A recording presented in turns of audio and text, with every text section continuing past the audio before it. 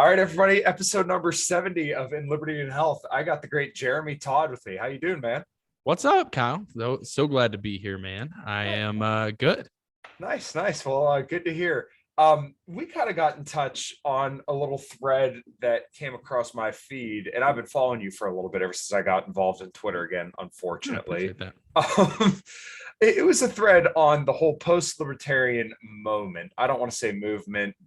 Moment. Yeah, and I like a lot of these guys. I'm good friends with them. I talk to Yeah. them. In fact, Andrew messages me pretty frequently and we shoot the shit about health stuff. And he's coming on the show sometime next week. I want to say maybe Tuesday. Yeah. Um, and I get where they're coming from and I get the sentiment, but this whole GOP deal that they're kind of shooting for, Tho Bishop convinced me of the idea that it can work and that perhaps maybe in some areas it's better. But I also am very, very well in touch with their base, right? Because I'm an automotive technician, right? I've worked in the business for 10 years. So I've literally spent 8 to 10 hours a day, every single day for the last 10 years around boomer cons, right? Yeah. These people do not worship freedom like you think they do. Right. So I'm sorry to kind of go on a little bit of a long tangent. No, I love it. Yeah, but kind of give you your thoughts surrounding the whole post-libertarian moment, and we can kind of dive into the minutia and your thoughts around it. Yeah. Ultimately, if you just look, if you kind of take their strategy surface of let's localize, take over smaller local GOPs, and things like that, I can't really differentiate much between the reality of that and the reality of what the LP and the Mises Caucus is actually doing. We're winning a lot of elections. We're growing. But the difference is, like you said, we don't have to pander to a base. And maybe it's perhaps that I come from a different perspective on these larger elections. And that is that I still believe it's so hard to say this in the LP because a lot of people disagree with me, but when you know you can't win a race, that's okay. Like the point of it is, so I was converted in 2016. I was sort of disgusted with the GOP at the time. I'd grown up in Alabama, very deep Southern conservative. I voted for Roy Moore at one point. Like I have a picture next to Roy Moore and his 10 Commandments monument, right, in the courthouse of Alabama. Like that's where I come from. And I just grew disgusted by it. And so I switched and found, Gary Johnson and I say he was a soft place to land is what I like to tell people. But the reality is there are multiple reasons I left the GOP. Those reasons still exist. And it's just ultimately anything that can be accomplished, this is just my personal opinion, anything that can be accomplished locally with a GOP can be accomplished with libertarianism. The difference is your money doesn't trickle up to Mitch McConnell. Your money doesn't trickle up to, like you said, boomer cons and all of these other people running in office. I'm not necessarily a fan of Big Tent, and I believe the ideas of libertarianism are beautiful and perfect, and to water them down or mix them by having to share a room and share the air with very unlibertarian people really does not convey the message. Because here's what you can ask yourself. So like, for example, Rand Paul, Thomas Massey, some of the more successful libertarians, and I'll flat out call them, they are libertarians that exist in the GOP. But have they converted people to libertarianism? Has libertarianism as an ideology grown in the minds of people because of their existence? And so on one hand, yeah, they've got some power by playing in this ballpark, but they're immediately written off by everybody that's not libertarian as just another Republican. And that's what I think the LP allows us to avoid, is to go, hey, no, we have nothing in common with Mitch McConnell. No, we have nothing in common with Donald Trump or these other people. We actually stand for something better and different. And you don't get that if you all have to kind of wear the same team jersey. That's where I stand on it. Well, actually, I always love having these kind of conversations because everybody brings a lot to the table, and it could just be my kind of personality. I'm not the firefighting, bomb dropping Twitter guy. I Yeah. want to legitimately talk to people. So every time you see me engage with Tho or Andrew Yeah. or any of those guys, it's a sincere conversation because look, there are Yeah. going to be things that I don't know, things they don't know, things that we can talk about, and we all come away a little bit better for it. Um, and it's really funny because I feel like here in Pennsylvania, we're really starting to kind of shape the narrative of what the LP really can do as we got mayors and other people elected. So when they keep saying, oh, the LP can never win, the LP will never do anything. Well, it's changing, It is. right? Yeah. So I see their point with the GOP, but look, the fucking GOP here. Me and my brother went to an event for a guy who was on this podcast twice. Shane, he's a great guy. He's a very Republican guy. He absolutely loves Donald Trump, Marjorie Taylor Greene. People, obviously, I don't like Donald Trump, but Marjorie Taylor Greene, I get why libertarians like her. Yeah. He was fired for a vaccine mandate, and there were a couple different candidates there at this event speaking.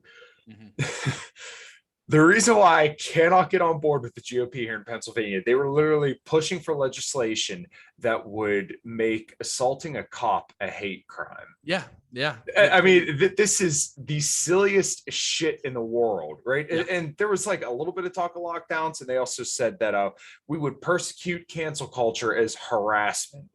Yeah. Like I'm Yeah. reading some of this stuff. Come on, guys. You want me to get behind these people? I don't want to even share the same air as some of these fucking people. And then Michael Heiss, Mark Bozzacco, Kate Crosby, who's a mayor over in Austin, Ben Sievers, who's elected city council, literally like a town over from me. Like I could almost walk there, right? These are the people who I could share a party with and are actually getting stuff done as libertarians. Now, if this was a different state and the GOP was stronger and not pushing silly shit like this, I'd have a different opinion. And I've said that many times over. I went out New Hampshire, for example. Right. I endorsed Ian Smith over anybody else who'd be in the Libertarian Party in New Jersey. Yeah. So strategically, if that's your best way to liberty, I'm cool with that. But here in PA, I'm just saying it's a Libertarian Party. And people get mad at me for that. But once again, I'm going to share the same air with some of these fucking GOP goofballs that we have running around here. Because the reality that we live in is that when you are forced to share the air with them and wear the same jersey as them, the psychological association happens. It's day one psychology 101. It's branding 101, that when you see red and blue, you think Coke and Pepsi. You like it is what it is. And even though you can have all these different varieties of Coke, they're all still Coke. And so you're trying to fit a round peg in a square hole by doing work through the GOP, and it just doesn't fit. It just doesn't work because of the things that you just brought up. Even in Marjorie Taylor Greene's and I called it heroic on Twitter, her speech the other day about responding to the Zelensky speech and all of that, and being like, we cannot do this. We do not need to be a part of it. I know where you're going. She wants to talk about the fucking southern border. Like, she wants to be like, oh my gosh, look at these immigrants. Like, bro, can we stay up? But anyways, that's my take on it. And so the other thing they will bring up is, especially these post-libertarians, they will bring up time preference, right? And for people who aren't dorks like all of us, time preference is like, are you playing the short game or the long game? And I said this to Tho a couple times in the interaction. Tho is trying to play what in game theory is called a finite game. The rules are set. You have to play within those rules, and a clear winner is defined at the end. I'm not playing that game. I'm playing an infinite game. And that infinite game is the idea of spreading an ideology, and then electoral victories will come.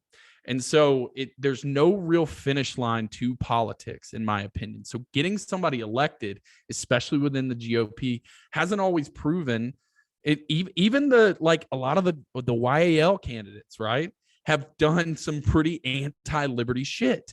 And so we have proof that if we grow the Libertarian Party, if we I know it. And a lot of people will hate me for this. Even Dave Smith agrees with me. He's like, no, there can be a moment. And I go, sure, we could get lucky. But the reality is we're going to have to work on this for our kids and our grandkids. This is something that is going to have to build for a very, very long time. And unfortunately, we haven't had very good people trying to build it. Or the reality is that first sort of growth on the bell curve into becoming more widely adopted is a pretty difficult hill to climb. You ask any entrepreneur, what's the most difficult part of starting a business? They'll go first 5-10 years, right? Like it's pretty brutal. It's ugly. You're lucky if you make any money.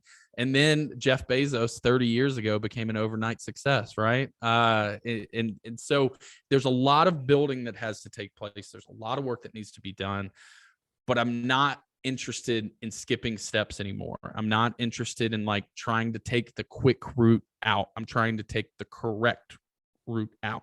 And the way I see it, the correct route is to be in a party and build a party that you don't have to apologize for. You don't have to apologize for people who don't necessarily believe what you believe. And that I think is the hope. That's what we're striving to do. Yeah, there's a lot there that actually pretty much everything I agree with. But to kind of steelman their argument a little bit, and to be fair, as I always try to be, when you look at Ron Paul turned a lot of Republicans and a lot of different people onto libertarianism through the GOP. And that's kind of where I feel like Donald Trump actually had a lot of success, is that he sucked the air out of the room that Ron Paul had put in, because Rand wasn't ready to kind of carry the torch, right? So Donald Trump did on the campaign trail sound a lot like Ron Paul and some of the stuff that he said. You know, he was anti-war as a candidate, right? Yeah. So remember, I'm speaking specifically as a candidate. So, you know, he said, okay, the stock market's a bubble held up by low interest rates. He's 100% right. These wars are stupid, right? 100% right. A lot of the shit that he said was 100% right. But then he gets in and he turns on a dime. And this is where I'm sorry, I'm not going to shut up about it. Is that I'm not going to let all the people who deserve better be let down by the same guy in 2024 who let you down in 2016. Now, they don't see it that way, but look, he said all this stuff that was absolutely true, and then he didn't come through on any of it. You could sit here and say, oh, well, we still got a wall. Okay, but we paid for it, right? He said Mexico was going to pay for it. He said these wars were ridiculous and we should end them all or whatever, right? He didn't end any of them. And to his credit, he negotiated it, and then Biden, you know, for politically expedient reasons, ended the war a little bit later. But then 2020 comes around and he locked you in your home, right? Well, he didn't necessarily do it himself, but he put it in a state of emergency, which gave a lot of cover to different governors to lock down. Put Fauci in front of a microphone every single day. And then one of the funniest parts is that I've had people tell me, oh, I'm sure if Trump was in now, he would have fired Fauci. He said that he wouldn't do it. He said he wouldn't. He said, oh, I take heat for it. This man has let you down more ways than you can count, and you're still running cover for him, and he still won't shut the fuck up about the vaccine that they're now trying to force in your fucking arm.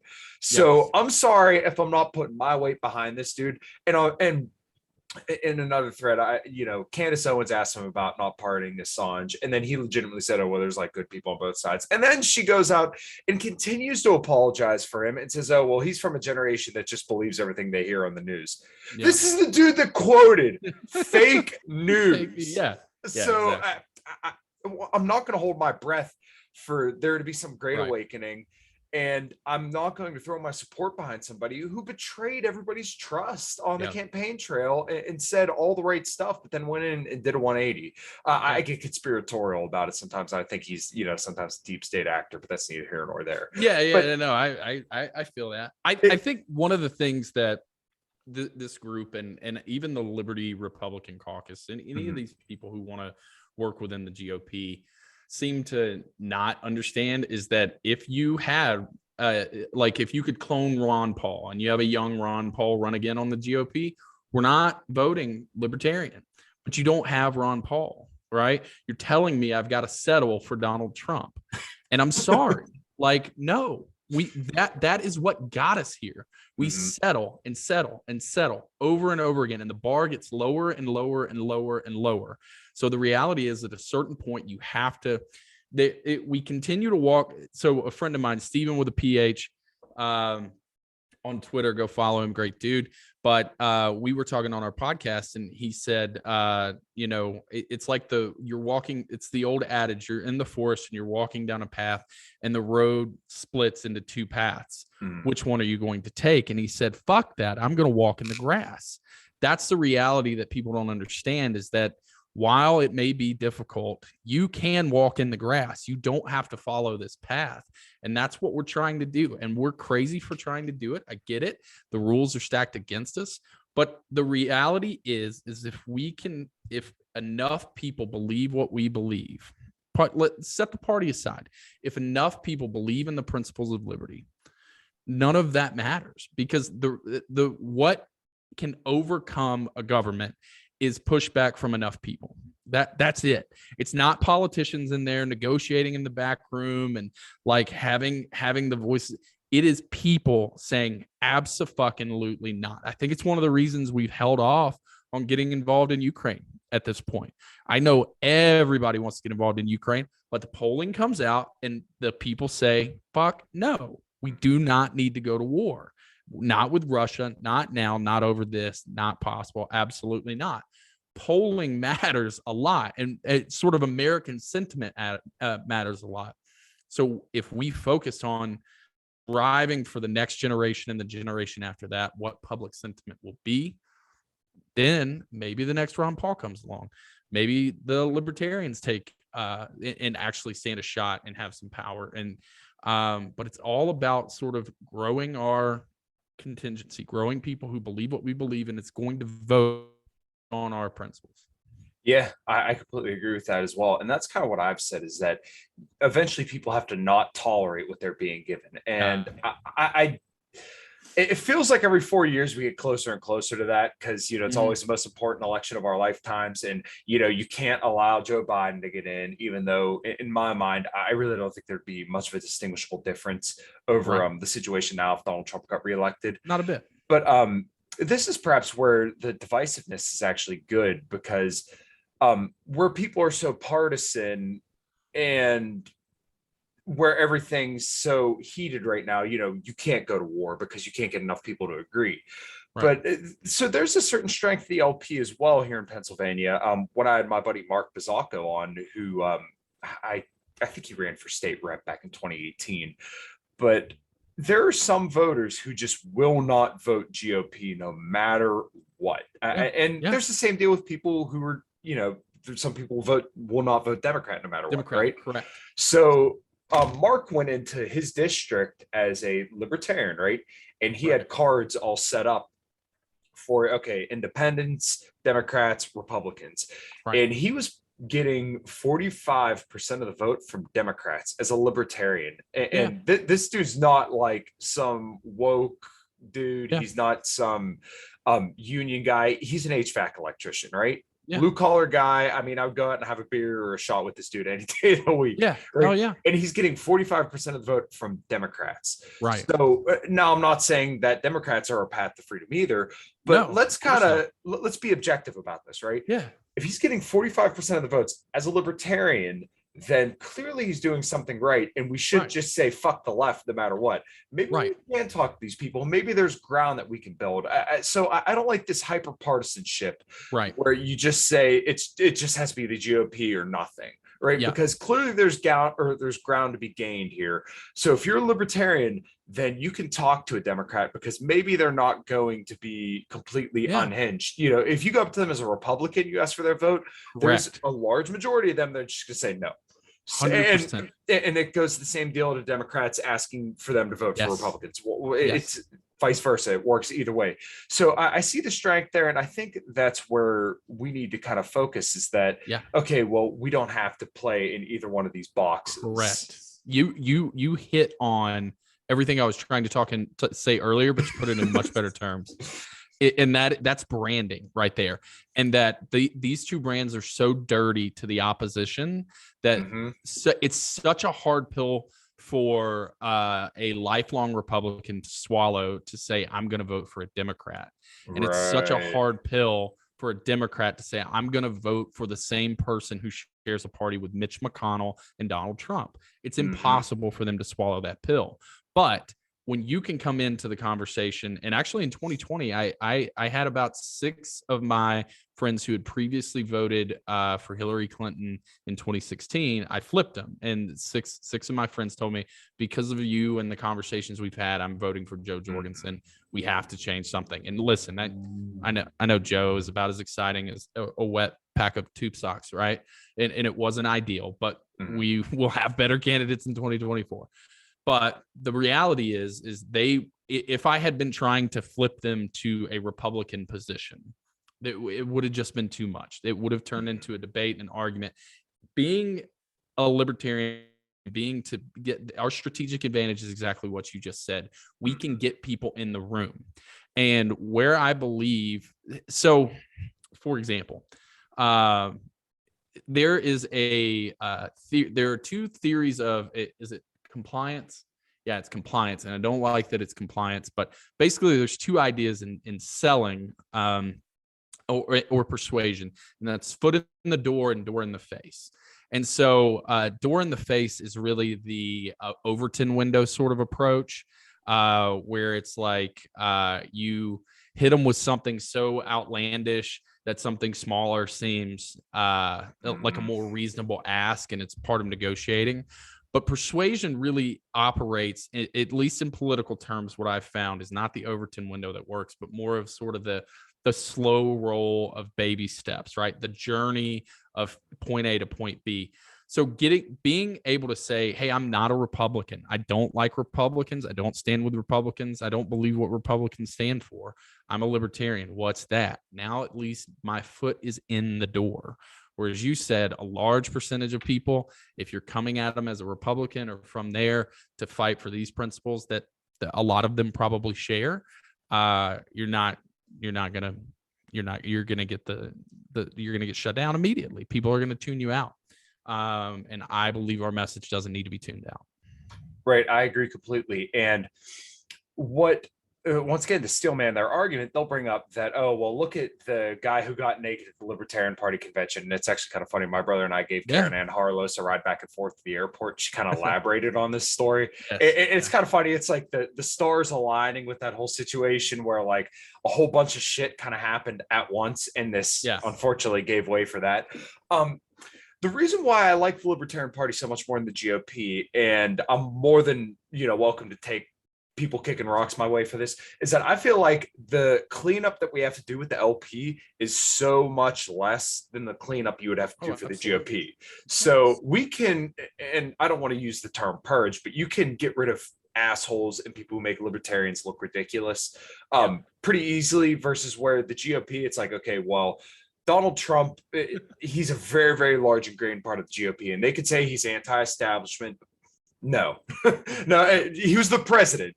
Can we can we just admit that? Like, people almost don't want to say he was the president. Say, oh, he's anti-establishment. He wasn't supposed to win. Okay, but he did, and he was president for 4 years. And yes, they kicked a lot of rocks his way, but he also gave him everything they wanted. He put John Bolton in charge of defense. Like, it was but then he'll turn around and call him a war criminal. And then, lest we not forget, this is a big thing that I never hear them touch on either. What happened in 2020 when Thomas Massey wanted to force a vote on stimulus spending? The Libertarian third rate politician is what he called exactly. Donald Trump said he should be thrown out of the GOP. The most libertarian congressman, other than Ron Paul, to pretty much ever be in Congress, and maybe somebody knows somebody else that I just am not aware of right now. But he said he should be thrown out of the GOP.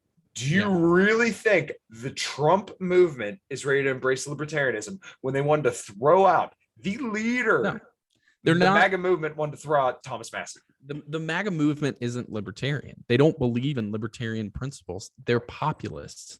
And as a libertarian, I believe in populism too. I'm a libertarian populist, right? But the reality is so basically all of their talking points are populist, and it will align. Their populism can align with our populism sometimes, but their principles don't align with our principles. Their values don't align with our values. And so while maybe like, fuck the establishment, fuck the media, fuck the, whatever, the swamp, right? And libertarians are like, fuck all those things too. Doesn't mean we agree on why those things should be fucked, right? Right. Well, it was kind of like, look, you bring up a good point, and that is that they'll go, well, the Libertarian Party has the Nick Sarwarks of the world. Like, and when people woke up to it and decided that we wanted to be better, he became irrelevant. It's completely irrelevant, shouting into the void, shouting nonsense into the void. making himself look like a clown every day. No one respects him that I know. And listen, I talk to people as a non-denom. I don't stay in my little groups. I hang out with people from all different sides of this party and get to know people from all different sides of this party. None of them respected. And so that same trail is following for a lot of people who are rage quitting, like you got to enjoy. Oh my God, dude, it was glorious. Most beautiful thing it was I've glorious. Yeah. So you brought up Nick Sorwick, which is really funny because he was at the LPPA convention, and Of course he people was. will bring him up. Once again, this is kind of using the binary extremes to prove your point. Like people use Richard Spencer and say all people who are Republicans are like Richard Spencer, so therefore they're all terrible, right? And then people will say all the people on the left are like Joe Biden or Kamala Harris, so therefore they're all terrible, right? We use the binary extremes to prove our point, and it's an effective way of demonstrating things, but it also loses a lot of the nuance along the way. So anyways, Nick Sorwick was at the PA convention, right? This dude was laughed at, booed every time he went up to the microphone. Libertarians hate this guy. The majority of libertarians do not like him. He's not representative of the Libertarian Party anymore. So it's not like these people are running the party anymore. I mean, we had a clean Mises Caucus sweep here in Pennsylvania, and I'm not completely, blindly partisan to Mises Caucus. There are going to be some things I disagree with, and that's okay. Who has to care about what I think? So you talked about Marjorie Taylor Greene earlier. Oh yeah. And her speech, I quote tweeted it. I said, "This is gold. There's so much gold in here, but please shut the fuck up about China." This is another thing, is that we're going to focus, we shouldn't start World War III over Russia. We should start World War III over China.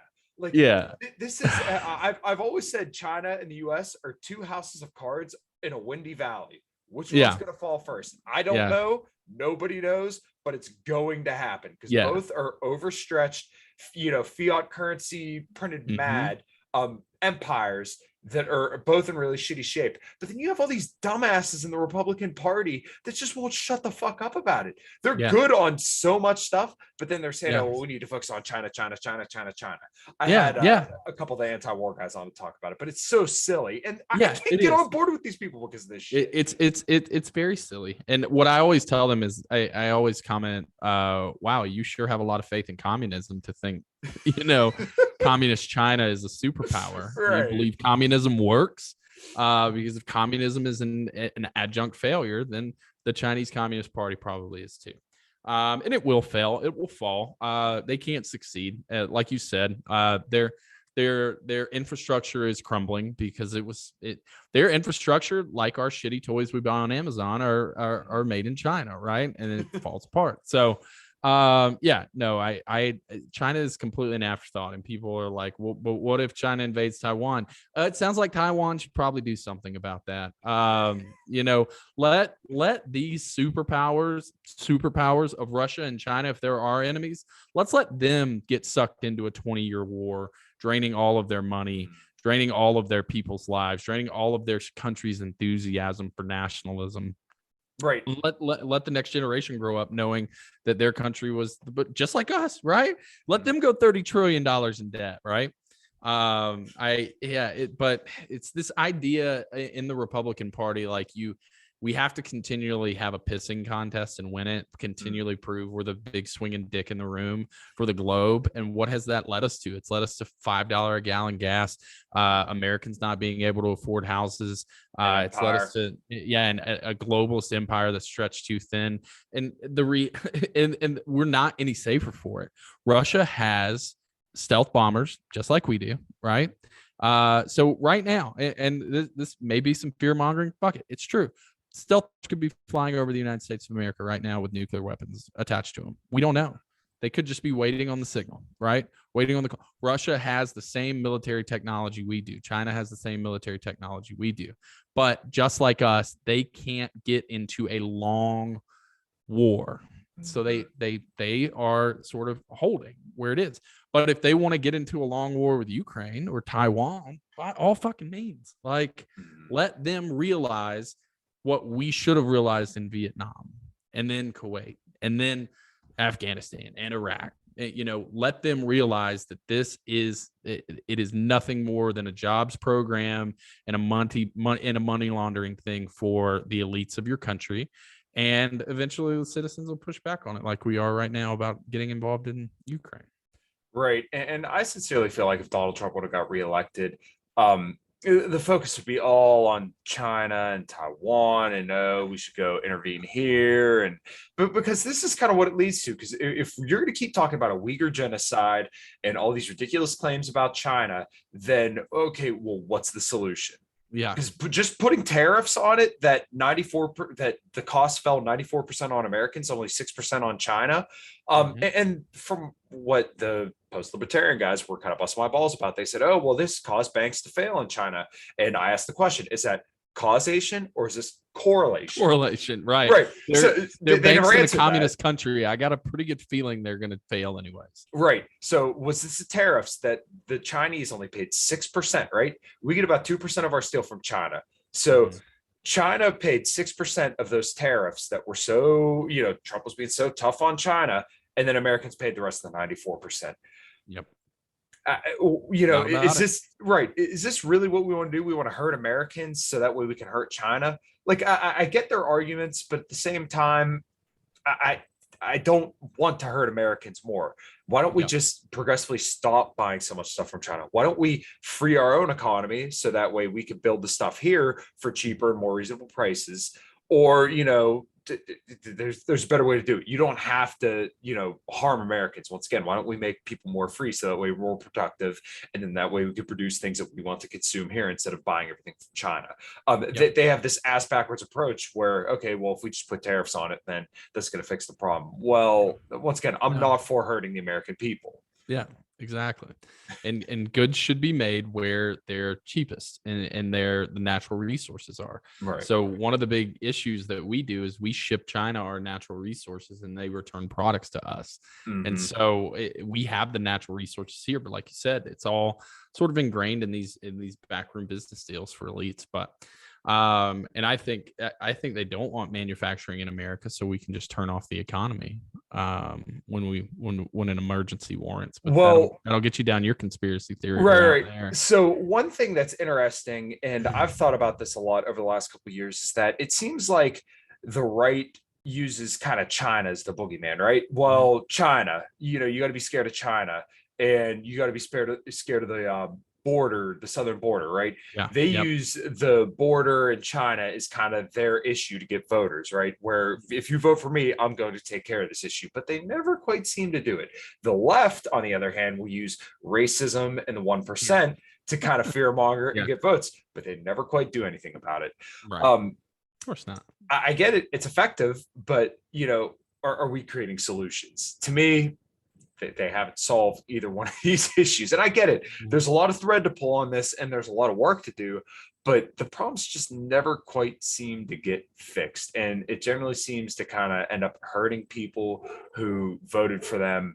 And it's just, once again, you kick the can down the road. We're more and more in debt. And now all of a sudden, we're finally starting to see the consequences of this, of, once again, $5 a gallon gas. It costs 40% more to go buy beef or whatever. Prices year over year are about 20% higher than they were just overall. And now people want to say buy inflation. Okay, well, yes, you're partially right, but it's not the whole truth, because, look at all the stimulus spending, and they'll be glad to point it out, but they'll never say, well, this was our guy that did it. Yeah, Trump printed a lot of money. Right. So if you think just voting for Donald Trump again will get you back to 2019, I'm sorry. Right. It's not going to happen. It's not. And if it does, it's just riding another bubble. And I feel like what they are trying to do is continually press this bubble a little higher, but eventually it's like one of those arcade games where you continue to stack the squares, right? And then eventually it is going to topple over. You can be very skilled at pushing this bubble up, but it's all a bubble that we're riding. And this one is going to be really ugly because the bubble is probably finally, like, it's not a housing market where some folks are going to have loans. I think it's the dollar. And I'm getting a little more terrified about what the future of American currencies. And you can take, and I even have this problem with like the agorists and stuff. Like, you can take the approach of, well, I have Bitcoin, I have gold, whatever. I can. Okay, great. I don't think you understand what 350 million people who don't have those things are willing to do or going to go through when the only thing they've ever known doesn't work anymore. It collapses, right? This is mad chaos full of death and destruction, and you like, who are you going to buy it from, right? So if you have those networks created, great, but I still would prefer to avoid the human suffering for everybody else. Right. I feel like I think it's inevitable. Yes. It's scary, but it's inevitable. So yeah, I'm not a Bitcoin guy, and I'm not like the kind of guy that wants to dive down rabbit holes of gold versus Bitcoin. I like the conversations, and Peter Schiff's my favorite economist in the world. He's absolutely hilarious. But I cannot stand Bitcoin maximalists who Bitcoin bros are the worst. Everything it can be said, you can solve every problem. They're every problem. Bitcoin fixes this, right? It's like, do you remember that old Chris Rock bit where he talks about Robitussin? So he's got this bit where growing up poor, and everything was fixed by Robitussin. So, and then when you're running out of, you got a headache, take Robitussin. You got cancer, take Robitussin. Broken arm, pour some tussin on it. Let that tussin get in that bone, right? We're out of tussin, put some water, shake it up, more tussin, right? So it's like Bitcoin is the Robitussin of all of the world's problems. Yeah, no, I get it. And I'm with you, dude. Bitcoin bros, that if you dial it back 20%, people will actually listen to you and get involved. But you being an asshole to everybody who's a little skeptical about internet money, it's not going to do it. But yeah, I will talk to a pan-gendered woke, whatever, purple-haired, name the term. I will talk to one of them before some of these Bitcoin bros. God bless. They are insufferable. Yeah, I completely worst thing about Bitcoin. Yeah, it's like I don't want to say the living in Ancapistan in your head, but it's like so many people will just throw that out, and it's like, look, I really don't think this is the panacea you think it is. I don't think people are going to flock to a digital currency, after the dollar collapses. Maybe I don't know, but I think they're living in a little bit of fantasy land. Like, I think it's something that people could use, and I get the network use, and I really admire that. But at the same time, I don't think you're going to get mass adoption of cryptocurrency. What do you think about the Fed digital currency? Yeah, I'm sure. That's going to be so much different, right? Exactly. Let's try throw and that reel bait these out guys there. in. Yeah, and we're supposed to believe that this is going to be so much different than Bitcoin, and that Bitcoin can't be tracked either. Like, I don't know, man. I'm still very skeptical. This is still really new, and we've used hard assets for a very long time, but I don't think it's going to be another gold standard either. I mean, it could be, and I think gold's probably a better investment than Bitcoin, but I don't see this being the next big thing. I don't know what it looks like after the dollar collapses.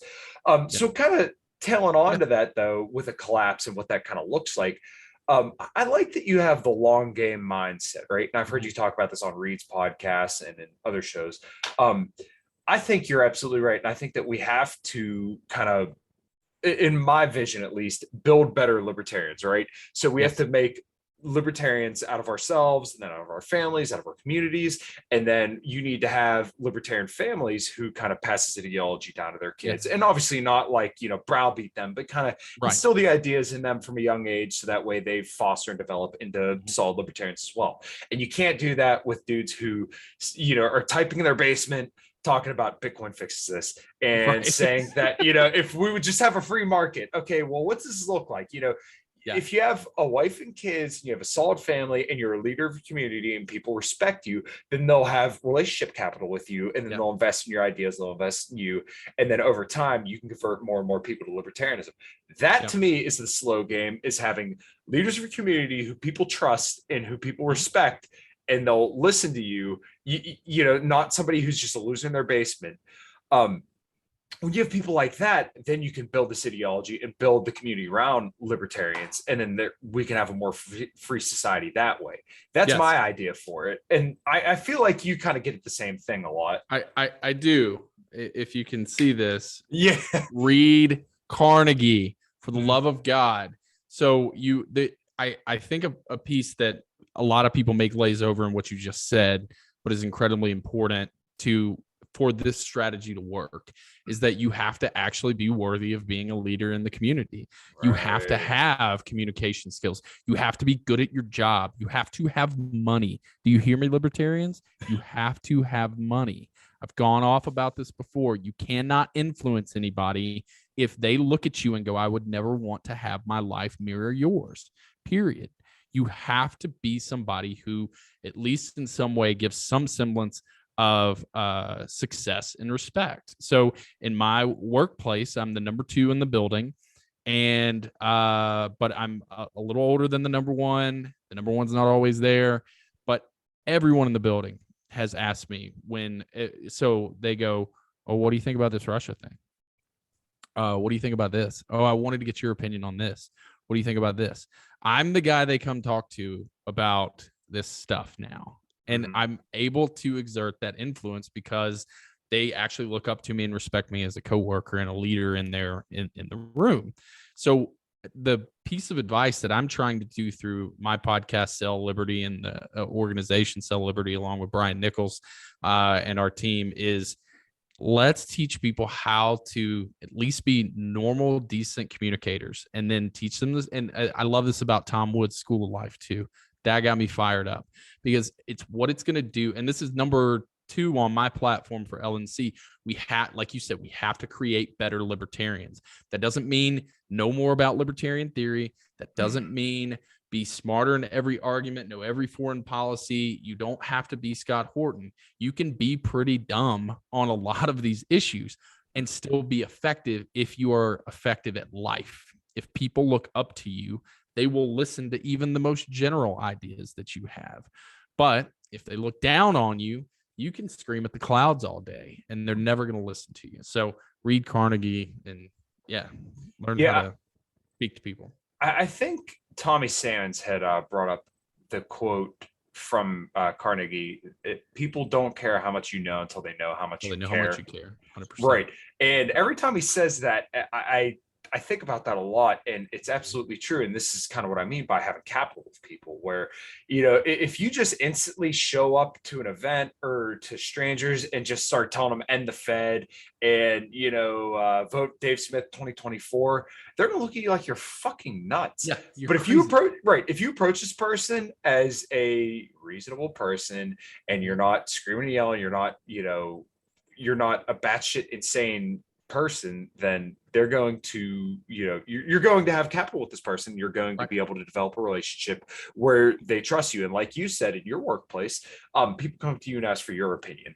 And then that's kind of get your foot in the door right there, is that now that you have, once again, capital with these people, now they can, hear from you, hear your ideas, and then maybe you can develop them and kind of pull them a little bit more towards you, rather than just trying to scream at the void and shake your fist at the sky and saying Bitcoin fixes and expecting them to just buy on to your ideas via that way.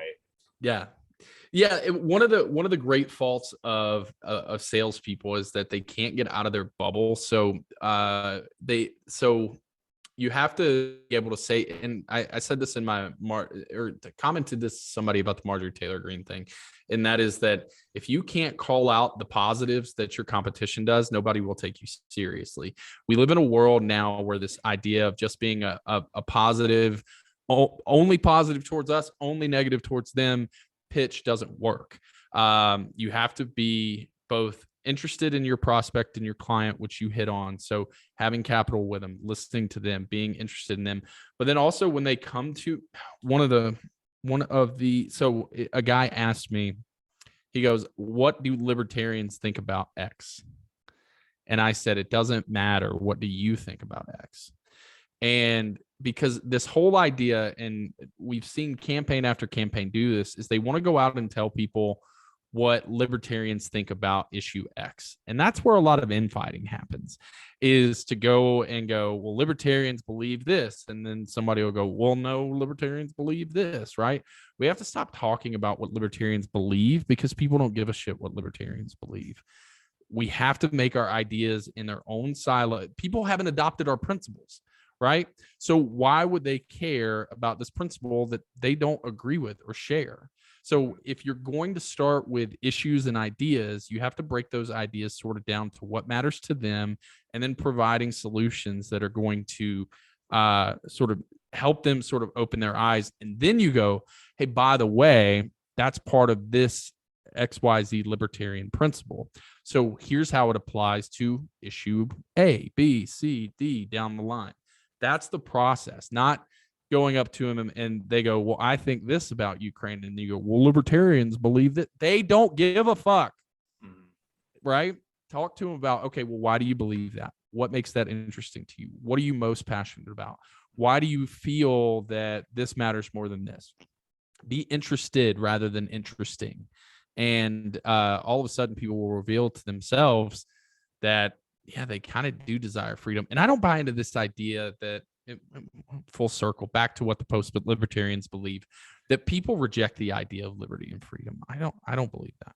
I am sold on our product. I believe it is perfect. And I believe at the core of all things, people can see the morality in what we believe, because it is perfect. It is moral. It is correct.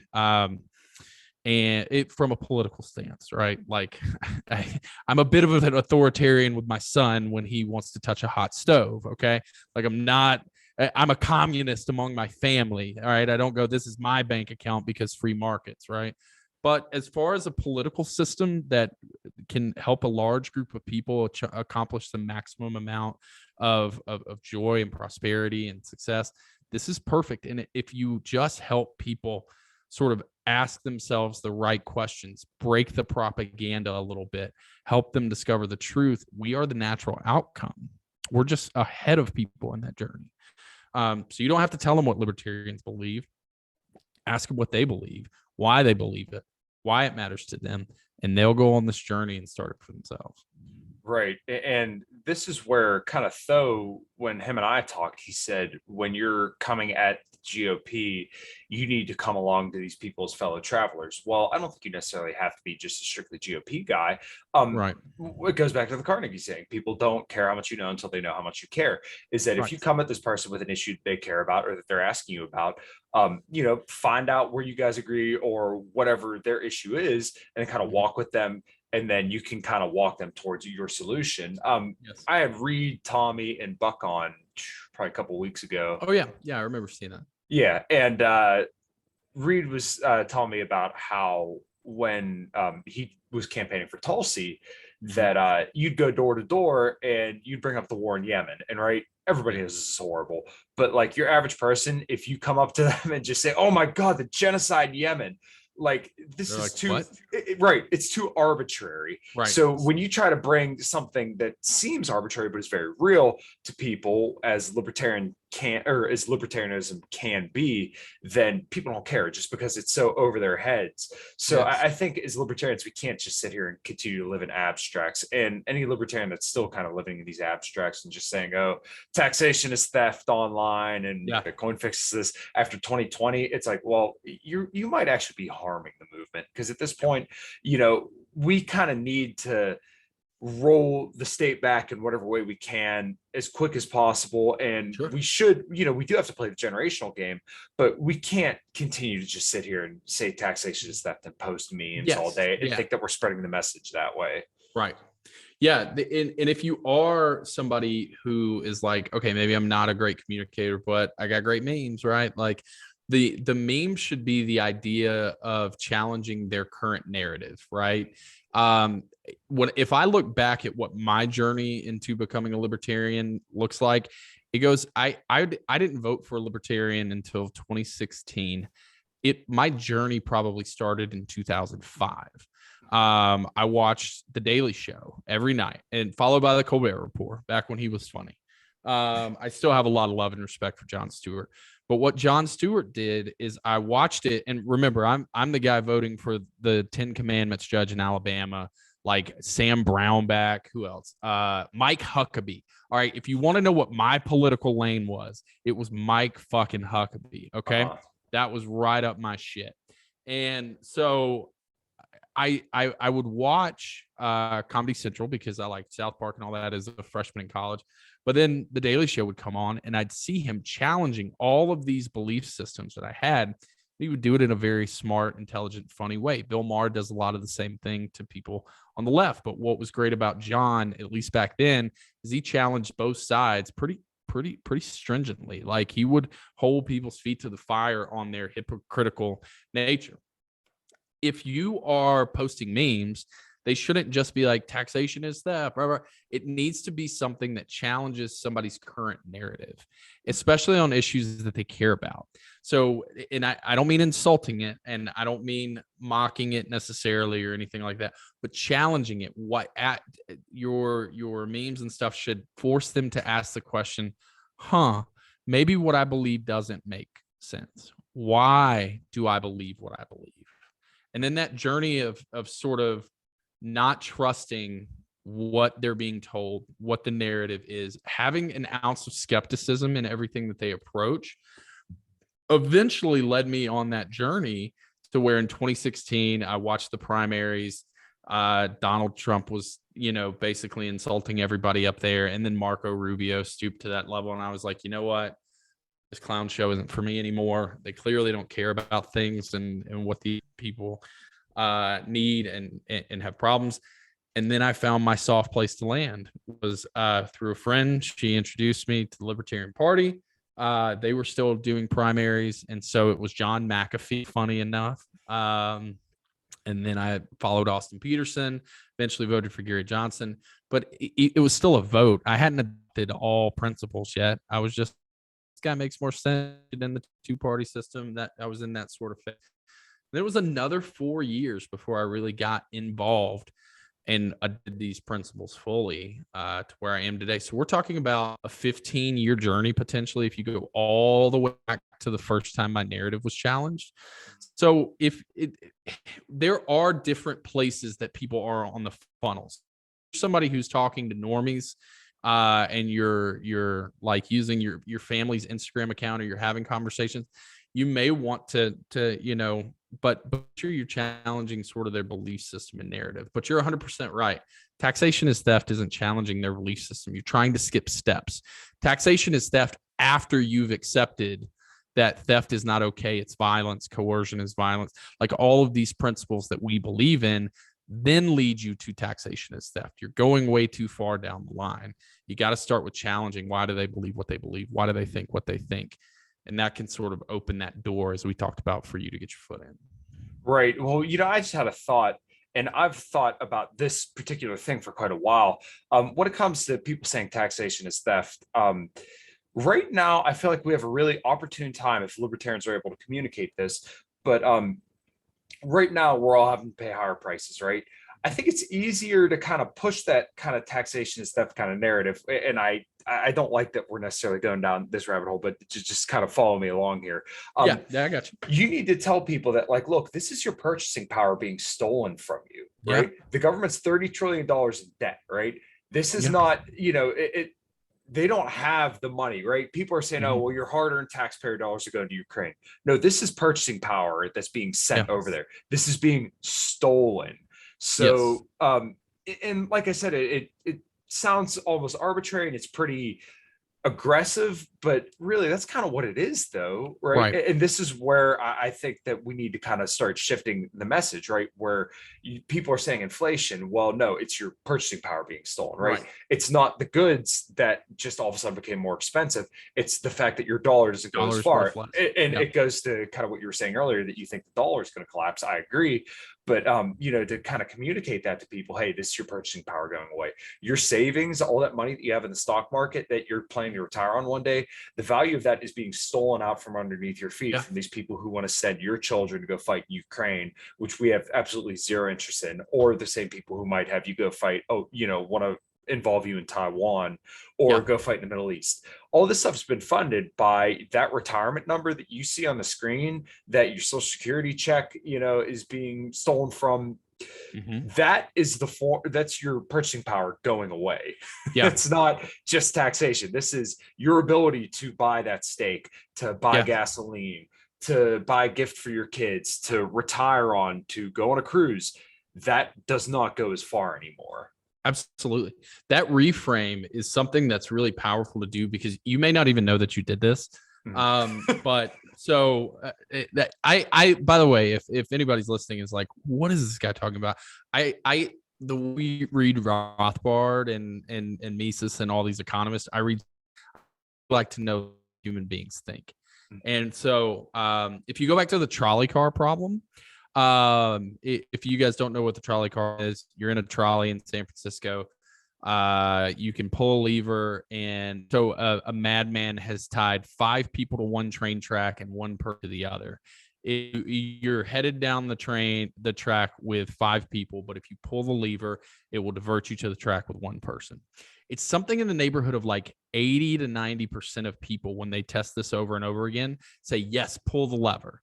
1 life, less than 5, so on. Okay. That's where the idea of utilitarianism is. Now, what's interesting is that number changes drastically if you change the experiment a little bit.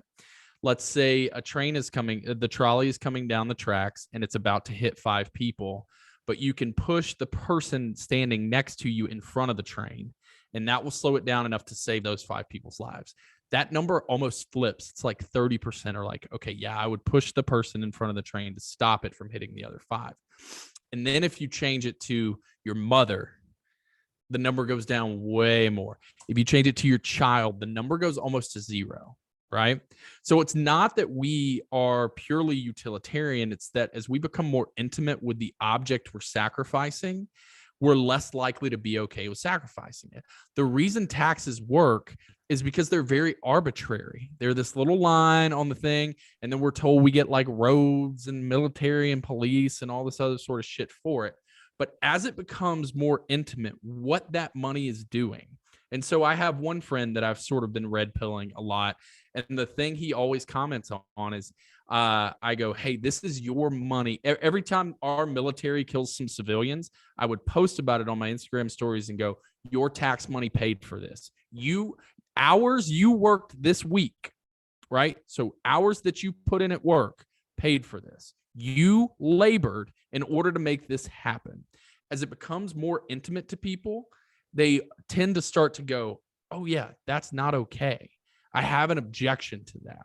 So bringing it from this big arbitrary idea, like you said, of taxation is theft, down to you cannot buy as many groceries for your family anymore.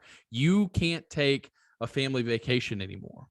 All right. That has been done to you by people who are now telling you Ukraine needs 14 billion of your dollars. Is it worth it to tell your child that they can't, you can't go on vacation, or they can't tonight, or whatever it is? Because that's the reality we face. So bringing things more intimate, like you're talking about in a reframe, super, super, super effective way. Right. And I have not heard anybody quite frame it that way. Like, I hear people say, oh, you're losing your purchasing power. But once again, it's very intimate to tell people this is stolen from you. The work that you're doing today will not go as far as it did yesterday because of the shit that we're seeing now. We've been chatting for probably almost an hour now, dude. This has been probably one of my favorite conversations I've had in a long time. I've really enjoyed it myself. I got 2 questions I ask most guests. Sometimes I don't always remember them. What does liberty look like to you? Liberty looks like responsibility. A lot of people don't like that answer, but that's what freedom is. It is the belief that your neighbors are more responsible. Your neighbors in your community are more responsible than politicians elected in DC. So if we are to expect a world of freedom and liberty, we better put on our fucking boots, get to work, and be willing to carry the weight that government has been carrying. And I think that makes a lot of people real uncomfortable, but it really starts with just building your community locally. And I don't mean that as like, oh yeah, run local. No, I mean like have friends, touch grass, create relationships. Relationships matter, because when you have great developed relationships, you can start to understand, well, I don't need these outside things in order to make a society with these people work. And so freedom is and liberty is responsibility. Right. I like that answer a lot, and I don't disagree at all. I think there's a lot of, once again, responsibility that comes with that. Yeah. What does health look like to you? What does health look like to me? There's a big difference. I wrote this down the other day, and I try to read it every day when I'm sort of trying to get myself in the gear today. And that is that happiness and pleasure are two different things. And so I think ultimately health is really about happiness. Health can go a lot further than that. And I don't say that in a, what is that term? It's like that island that people go to just indulge all their fantasies. What is it called? Anyways, hedonism. There I you don't say go. it in a hedonistic way where you Yeah. should just do whatever makes you happy because what you think makes you happy. But you should not just embrace pleasure, but you should chase happiness, right? And true happiness is being content when you go to bed at night, hungry when you wake up in the morning to do more and be successful. And if you do those things, it'll take care of you. And then obviously you need to take care of your body in order to do that. So if you're sleeping good, if you're going to bed satisfied and waking up hungry, I think that's probably a really good indicator of health. Yeah, beautiful, dude. Where can everybody find you? Yeah, I'm JTodd601 on Twitter. Please don't find me on Facebook. I'm just kidding. I love it all. I really like Liberty Twitter more than Liberty Facebook. It's two different crowds. And Liberty Facebook, Yeah. I love you guys. You're just not my crowd. And the organization is Sell Liberty. That's on Facebook. I took that over with Brian Nichols from former chair of North Carolina Party, Brent DeRitter. Great dude, taking some time to really focus on his family and grow business and do a lot of other things that he's doing. So he handed it off to us, have us out or over Zoom to speak and teach the basic fundamentals of Dale Carnegie and how to just basically put together a normal conversation where you can change people's hearts and minds. But Sell Liberty on Facebook, JTodd601 on Twitter. I am still currently running for LNC in Reno. Rep at large. I've got the back of basically everybody that's running for that is sort of the Mises candidate. So I'm fully behind Angela McCardle, fully behind Josh Smith, fully behind Todd Hagopian, fully behind Karen Ann Harlos when it comes to those. And so I would love to be a catalyst to their work by being a representative at large on that team. JTodd4LNC.com. You can read my platform there. Awesome. Well, like I said earlier, this was a really, really cool conversation. I'm glad that we got to talk. So we'll definitely have to do it again sometime. For sure. Oh, yeah. All right, everybody. Until next time, take care.